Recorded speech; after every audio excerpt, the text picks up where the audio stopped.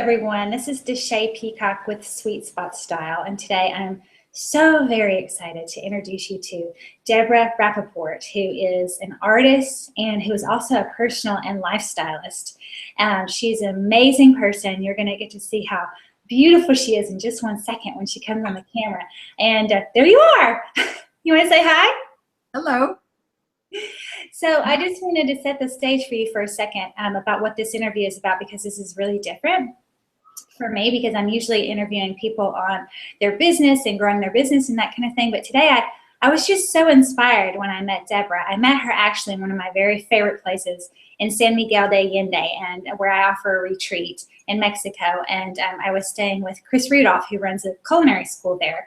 And I had met her through Home Exchange, and she invited us to this beautiful dinner, and that's where I met Debra. And of course, when she came through the door, I was like, oh my God, she's cool. I have to meet her. I wanted to sit by her. I wanted to just be around her energy because it's so vibrant and amazing. And I didn't even know that she was also part of this movement called Advanced Style. And later on, I watched it with my daughter, and we're going to talk about what Advanced Style is in just a second. But I was really inspired by the idea of being beautiful at any age, because I think there's a lot of fear around of being an older woman in our society in America. And I think that's just sad, because there's no reason for it. And so this is just this cultural movement that I think is amazing, and Debra is right in the middle of it. So Debra, you've already inspired me. In fact, when we hopped on the camera and I saw how amazing you looked, I was like, hold on, let me put on a little bit more red lipstick and bigger earrings, because that's what you elicit. It's just, your style is so fun. So without further ado, Debra, tell us a little bit about yourself and about what Advanced Style is. Well, working backwards, Advanced Style was started by Ari Seth Cohen, a young man in his 30s now, who'd always been enamored by his grandmothers. And one grandmother was a librarian and had studied at Columbia University in New York, and she said to him, "You're a creative person, you have to get to New York." And they, through his childhood, played with her jewelry and watched old films and dressing up. And so when he came to New York, he saw women of a certain age and realized, why are they considered insignificant? So he picked up a camera for the first time in his life and just started photographing women on the street. And that's kind of how I met him. And then before he knew it, he created a blog. And then shortly after that, he got a book contract, and a few years later, the film. So it was a natural progression. And he was working at the new museum and the bookstore on the main floor, so he could see a lot of really interesting creative women coming through the door. And when he approached me one day, he said, "Hi, ma'am. I take photographs of women over 60. And I said to him, "How do you know I'm over 60? And then he realized he had forgotten his camera that day. So I whipped out my business card and I said, "Ari, why don't you come over? I'll dress up, I'll undress, and I'll even make you a vegetarian lunch." Well, he freaked out a little. And 5 days later, I didn't hear from him. So I called him, and the rest is history. He came over. We spent the whole day photographing my apartment, my artwork, dressing up, cooking, eating. And now, 7 years later, we're besties. I'm kind of his New York mom. He calls me and we chat about everything and anything. And Advanced Style has really become a movement. He has influenced the fashion industry, the media. The movie has been traveling absolutely everywhere, and I often go on speaking engagements with him or alone. He's been to Japan 3 times exhibiting his work. And of course, the Japanese adore him. And it continues from there. And I've always dressed up ever since I'm 3, I recall. And it was encouraged by my mom and my grandmother, and my sister and I used to play dress up all the time. And everything was a hat, so I've always done hats. And danced around the house. And we weren't interested in dolls because we dressed ourselves up. You didn't need a doll because you dressed yourself up. I love that. And so that was one of the questions I had, so you've always had this innate sense of style. It wasn't something that evolved later in your life. You've always had it since you were little and you were surrounded by it. That's right? Yeah. And I always loved it, and it was never considered frivolous. And because it wasn't about shopping or trends and the fashion industry. It was about self-expression.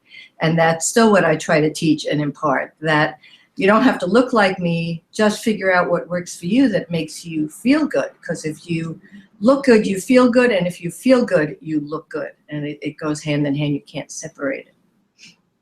That's exactly what Sweet Spot Style is about. You know, it's about creatively expressing who you are. And I talk a lot about home decor and how your home expresses who you are. But personal style has always been very important to me, as well as career. And it feels like, you know, you've incorporated those three areas in your life as well, around personal expression, around the way you dress, in your career as an artist. And also I can see in the background in your home. So talk a little bit about how you feel even just your personal style reflects who you are. Well, to me, it's like a morning meditation. Who am I today? And what do I feel like? How do I want to express myself? So it really comes from self, capital SELF. And it's not coming from a magazine. And so every day I may be in a different mood. The weather's different. My activities are different. So it's very personal to me. I only shop in thrift shops because to me that's the most creative and challenging. There's really nothing I need, and I never spend over $5 on rare occasions, because that makes it even more challenging. Otherwise, the acquisitions would just be endless and I don't know how to shop in a department store. I get overwhelmed. Everything looks the same. Everything is black, gray, beige, or white. You know, too much beige could kill you. I hardly ever wear black, even though it's considered, you know, the little black dress is the statement. I walk in a gallery opening and everybody's in black. So it looks like a sea of, I mean, you can see facial expressions, but you can't see anything else. I also live a very healthy lifestyle, and I've been a community chef. I do body work and healing. I believe that everything is energy. So as we dress, we're expressing our energy. Color is energy. So that's why it's a universe. There's a huge palette of color out there. Why stick to black? It's so much more fun to put things together and to experiment and not do the norm, but throw it off. And you feel differently when you play with color. And I once asked a group of students at Parsons, why does everybody wear black? And they said, well, you know, it's kind of like the uniform, what we're supposed to. And one young girl who was Asian was very out there because she had platinum blonde hair. And she said, when I wear black, I feel empowered. When I wear color, I feel vulnerable. But she internalized it and she could express how she felt. It wasn't an automatic knee jerk. So I said, okay, that's quite incredible. I get it. I get it. For me, the opposite is such. I feel empowered in color. Yeah, that's very different, you know, and because you are in New York, you know, the norm is black. So I'm curious, when you're talking about, you know, walking into a gallery and everybody's in black and you're in color, do you feel that attracts people to you or repels them? Like, what's the reaction there? And, you know, I just imagine that. I know that personally, I understand that, you know, I don't want to blend in. You know, my name is Deshay Peacock. Like, who else has that name, right? Like, and that's really who I am. I've always wanted to be a little bit different. I don't want to blend in, and I do want to connect to people. And I think sometimes that if I'm not dressed in a way that reflects me or that feels good to me, that I'm happy with or excited about, that I do tend to like crouch down a little bit or sort of want to stay in the background. But when I dress up, like, I like this outfit right now, I feel good in it. You know, if I was to go out, that I would feel like my eyes would be a little bit brighter, and that I would want to, you know, feel connected with people. And I think that for me, I think it draws people to me in some respects. In other respects, I've had feedback from other people who say, you know, like, you know, because I'm really tall as well, you know, like I'm 5'8.5", and I usually wear boots, which makes me a little bit taller. So sometimes I feel like I'm towering above everyone. Do you know what I mean? So, but I don't want to squish down. So anyway, I just am curious, like, what your reaction is there with the way that you dress. Well, I think when you say you're 5'8.5" and you tower, but you're not intimidating. And the idea isn't to intimidate. It isn't to outshine other people. You just want to be the brightest you can be. So people are attracted to me. They come up and they want to talk to me. They're curious. They congratulate me. A lot of people recognize me from the film. So it starts communication. And I think one of the biggest things is that Ari says, and it's not only about aging, it's everywhere, the 3 C's in life: creativity, communication, like we're doing now, and community. So if we start a conversation because somebody comes up and says, I like your hat, it just goes from there. And then we create a friendship. And some people think, you know, New York people are a little bit off-puttish and a little bit reserved. But I think it's a space thing. But if you smile at someone or start a conversation, you'll know their life story in 5 minutes. So I encourage them.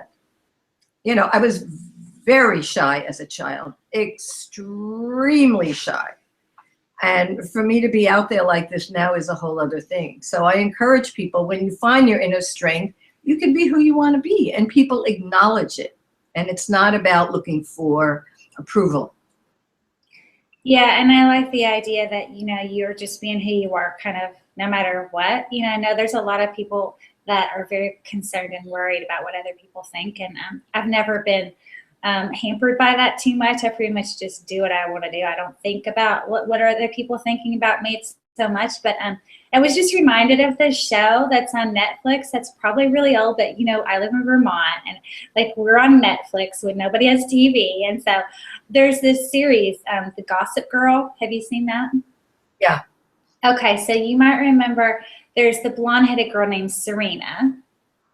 And then there's her friend who's a brunette. And there's this one scene where they're competing against something. I forget what it is. They're always competing against each other because they're both beautiful, and they're like, you know, they're at this like New York boarding school or whatever. And they're competing against each other. And Serena everybody's drawn to Serena because she's kind of got big boobs and she's got the blonde hair and she's just like the typical Barbie. But the other one, the brunette, she's like wants to be Queen Bee. And Serena doesn't care that much. But at some point, Serena realizes that she's always kind of trying to take the attention away from her so that the brunette can have more attention. And at one point, she realizes what's happening and she's like, I'm not going to dampen my sunshine. I'm not going to dampen who I am so that you feel good about yourself or so that you feel better about yourself. I'm not going to change who I am and how I express myself and kind of quiet myself down so that you seem like the queen. And it kind of stuck with me of like, that is really great advice, even though it's like this silly Gossip Girl show. It's like, that's pretty good advice, don't you think? Yeah, absolutely. Absolutely. I mean, one could step back a little bit or be a little quieter, but the other one, the brunette, needs to find what her strength is. And you could be supported. And oftentimes people say, you know, well, how do I find a peer group? You know, I feel like I'm so different from everybody else. And I say, all you need is one other ally and you've got a peer group. That's all. And then just flaunt your flavor and don't let anybody stop you. Because it pays off in the end. You have better health. I say, you know, aging is wonderful, but if you don't have your health, aging cannot be fun.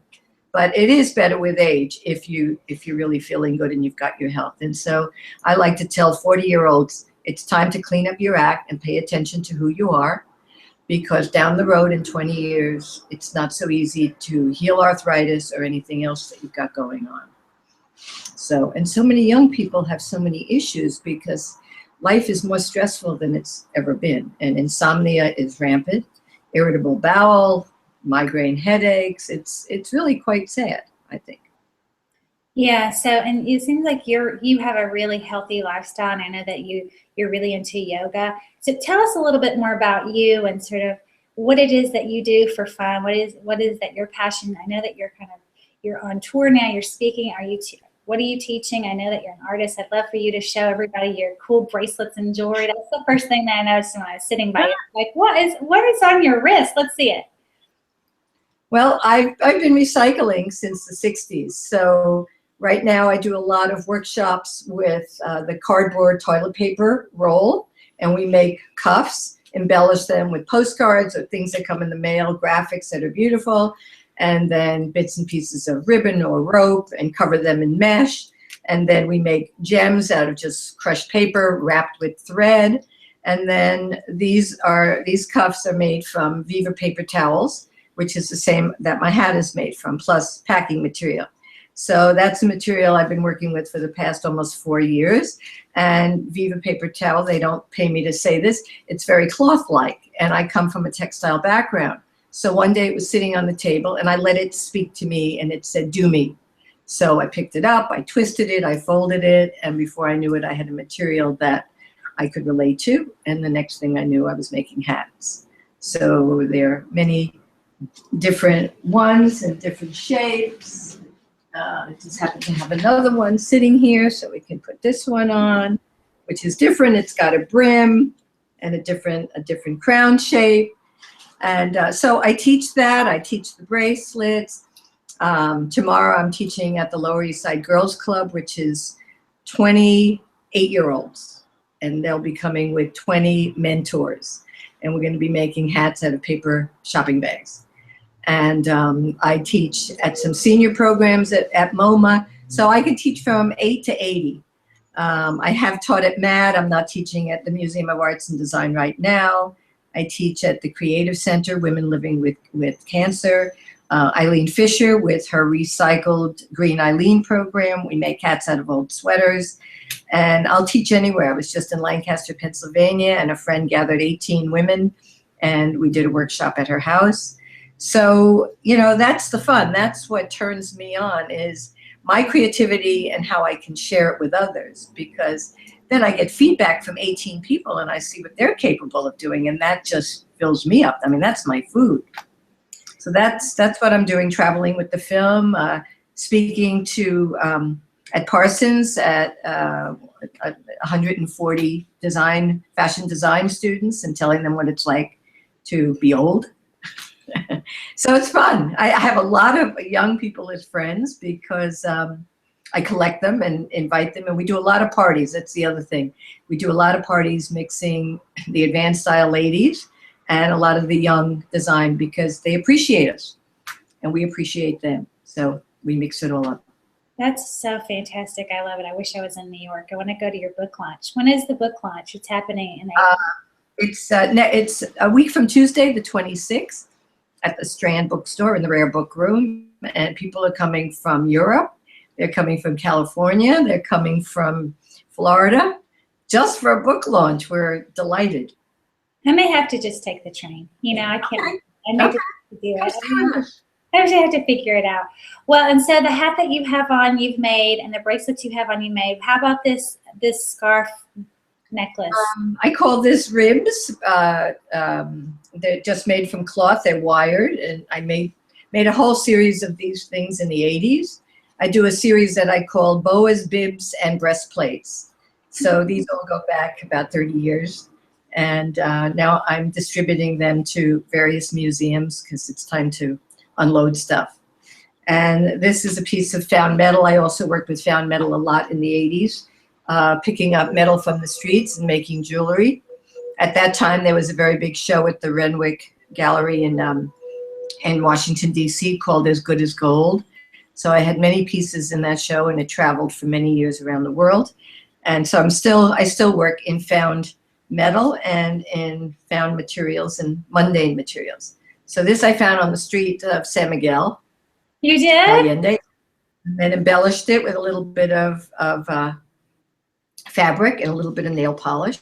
And it's currently one of my favorite pieces. Can you stand back, scoot back a little bit so you can see the whole thing? I can see part of it. Is it an octopus? Oh, well, it looks like it. Some people call it a hand, but it's just a shape. That is so cool. I love it. That's awesome that you found it there. And I just want to also highlight the fact that you find everything in thrift stores and you only spend $5. And I have a lot of friends who are really into that, and I definitely have done that in my life as well. And it's inspiring to me because right now I'm redoing my home, and I've been online a lot, and I'm finding all this stuff that's, you know, quite expensive. And I need to remember, this is a good reminder that I can create things on a budget, that I don't have to spend thousands of dollars to. In fact, that I do think that it makes you more creative and in a lot of ways, because you have to search for it. And sometimes you have to tweak things, right? Like you find things that, you know, like a nice dresser. Like I was just looking at a dresser, for example, and this beautiful dresser, this champagne color dresser, and it's like, I don't know, $1,800. I've honestly never spent $1,800 on a dresser, but I was sort of considering it, you know. But I thought, you know, there's so many dressers out there. Could I not just go sand one down, paint it a champagne color, and maybe ask a woodworker, because it had these big, huge kind of like wooden poles on them, like very handmade, but elegant. You know, could I not get a woodworker to just make that shape for me? I'm sure that I could get it for several $100s if I reworked it instead of, you know, $1,800, but still has something that, and then it would be very unique. It would just be a handmade item that nobody else would have, right? Truly. Yeah, and then you're investing in the accessories of it, the detail. God is in the details. So you hire a woodworker who would be probably ecstatic to make you the poles, and then you're the only one on the planet with those poles. So I have another saying, frugality is fun, and it really is. I love that. I'm going to write these down. So frugality is fun. And the other one you just said, God is in the details. Yeah. I love that. God is in the details. Oftentimes, the devil is in the details, but I don't believe that. And very rarely here, God is in the details.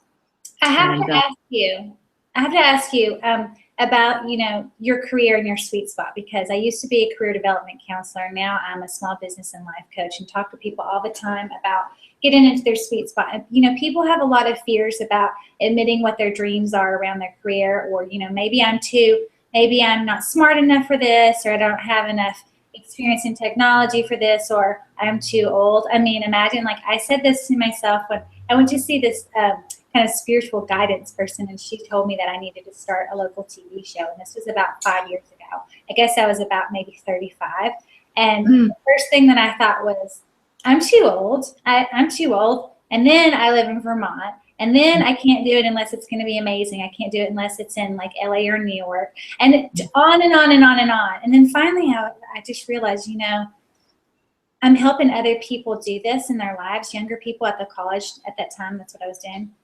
And I thought, you know, I'm telling them to do it, and they have their own excuses, which I think their excuses are silly. So I'm like, are you kidding? You're 20. Like, you can still do whatever you want. So for you at this stage in your life, was there a time where you were like, when I get to this age, I'm going to retire? Or it doesn't seem like that's anywhere in your future. Like, your career is just booming right now, and that's really cool. So, you know, do you just feel like I'm going to keep doing this as long as it's fun? Absolutely. I mean, I've been freelance my whole life. I think I had a real job one year that almost killed me when I first came back to New York. And I just know that I'm a free agent. And so this is what works for me. And my other saying is, hand to mouth is better than 9 to 5. And with the technology, of course, in your situation being in Vermont, you could do a TV show. I mean, look, you're doing this, and it's because we have the availability of the technology. This couldn't have existed 20 years ago. So it's changed my life too. And yeah, I'm going to keep doing what I'm doing because it's what I love. And it's not, I don't even consider it work. It's just my daily routine. So it will continue until I'm in the grave, I hope. So I'm giving myself another 30 years. Awesome. Perfect. To play. And how did you, I'm curious how your career changed after Advanced Style. Did it, I mean, it must have changed. It seems like you're really doing all certainly this stuff. Well, a great deal more visibility. So, and doing the speaking engagements with the film has been just an enormous joy, meeting so many people around the globe. And it's given me more credibility. So the teaching jobs, you know, come very easily. You know, even though I've had a very impressive career, when I say I'm part of Advanced Style and I want to teach about style and about aging, it opens doors. So, and just so many more friends of all ages. It's been, and with Facebook, it's been unbelievable. because I have friends from everywhere, whether it's Africa, Australia, New Zealand, and they all come to New York and they all want to meet us. So again, we throw parties and we make sure the community, because it is a movement. Ari didn't know it when he started, but he has created a movement, and it's a household word. So I wanted to carry the mantle here in New York because he moved to LA. So we keep on keeping on. So that's why so many people are coming to the book launch from all over. It's that they want to jump on board. They believe in it. So. Yeah, and as they should. I think it's just a movement that needs to happen. It's a cultural shift, really, in how we define beauty. Yeah, yeah, and vitality, and health. And vitality and health. Yeah. Definitely. I have one more question for you. I like to encourage people to, pursue their sweet spot in life, and I'm curious, what you would say is your sweet spot, and if you have any advice for other people who may be watching who may have fear around, expressing themselves or claiming who they really are in their life, their business, their home, personal style. What advice you might give them? Well, right now, this is a sweet spot, meeting you very, very briefly in Mexico, and then here we are having a friendship, and then sharing our conversation with others. To me, it's all about the teaching and the sharing and the creative energy. And like I said before, the 3 C's: creativity, communication, and community. And I just want to keep doing more of what I'm doing, and the more visible I can be, then the more I can spread the wealth. And that's my sweet spot. I wake up with a smile on my face. And as long as I have no pain in my body and my mind is still good and I can be creative, doesn't get any better than that. That's right. Doesn't get any better than that. Well, I hope that I'm just like you. I hope that I continue to, to just keep this vision of what, a woman can be like at any age. That takes away some of the fear. I mean, I admit it, there's been fear in my own life, and meeting you and watching the movie has really changed that perspective. I mean, 360. So I just want to thank you for that, and for putting that message out there and being who you are, and just being fearless in who you are. That's very inspiring to me. Thank you. My pleasure. So let's keep on keeping on. Better with age. Getting better with age. Well, tell us where we can find you, how we can find more about you. If somebody's watching this who's like, I love that, I want to go to one of your workshops, I want to host you, I want to meet you. Do you have a website or Facebook, or where would people find you? I had a website. It seems to be kaput at the moment. But if you just spell my name right, or my email address is waitandsee2@gmail.com. Wait and see. And then you can find me on Facebook, so you can befriend me as long as you spell Debra Rapoport correctly. But it should pop up. And there are 2, Debra Rapoport and Debra Rapoport Artist, so it doesn't really matter which one you go to. Okay, and I can put a link in this video so people can find you on Facebook and your email as well. So thank you so much for your time, and I hope that I get to see you at the book launch, and if not, maybe in San Miguel, but we've got to hook up eventually. I'd love to hang out in person again. Okay, if you come, certainly let me know, and if you need a bed, let me know. Oh, I do need a bed. I think I do need a bed, so we'll talk after. But thank you so much. Thank you so much. Namaste. Take care. Thank you. Namaste.